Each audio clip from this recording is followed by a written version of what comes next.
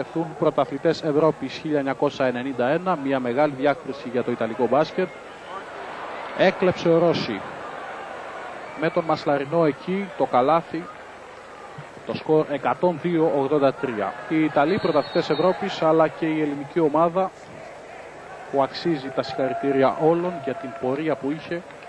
Ασημένιο μετάλλιο για την ελληνική ομάδα που κατακτά για δεύτερη φορά στην ιστορία του ελληνικού μπάσκετ την δεύτερη θέση σε ευρωπαϊκό πρωτάθλημα παιδών. Η πρώτη πριν από 16 χρόνια στην Αθήνα, όταν στον τελικό η ελληνική ομάδα είχε χάσει από την αντίστοιχη της Σοβιετικής Ένωσης. Η Σοβιετική Ένωση που έμεινε πέμπτη σε αυτή τη διοργάνωση, σε αυτό το Ευρωμπάσκετ 91, ενώ ακόμη πιο χαμηλά βρέθηκε η Ιουγκοσλαβία, πρωταθλήτρια Ευρώπης στους άνδρες, η Ιουγκοσλαβία 8η στο Ευρωμπάσκετ παιδών 91. 18 δευτερόλεπτα και 2 δέκατα για να τελειώσει ο τελικός, για να τελειώσει το παιχνίδι. 104-87 για τους Ιταλούς που έχουν ήδη αρχίσει να πανηγυρίζουν. Αλλαγές τώρα με το νούμερο 8 ο Ανδρέας Περντούντο, με το νούμερο 12 ο Φούλβιο Φαντέτη να έχουν και αυτοί συμμετοχή στο παιχνίδι.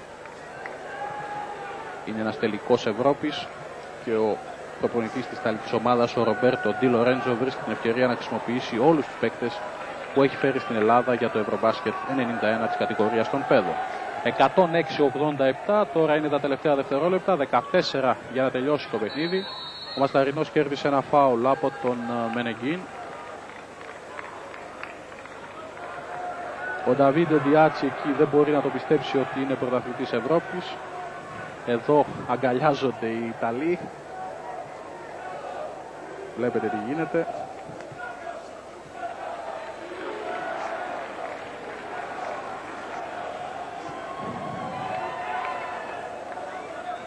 ...106-89 τώρα από τις δύο εύστοχες βολές του Μασλαρινού.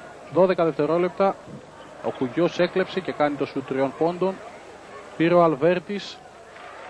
106-91. 4 δευτερόλεπτα. Μακρινή πάσα για τον Ντιάτσι που σφραγίζει. Όχι, τελικά απέτυχε σε αυτή την προσπάθειά του να καρφώσει.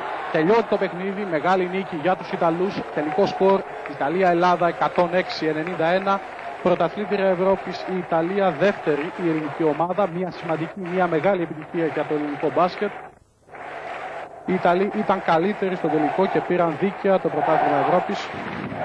6 άλλοι πανηγυρισμοί και συμπαραστάτες στους Ιταλούς, οι Ελβετοί και όχι οι Γερμανοί.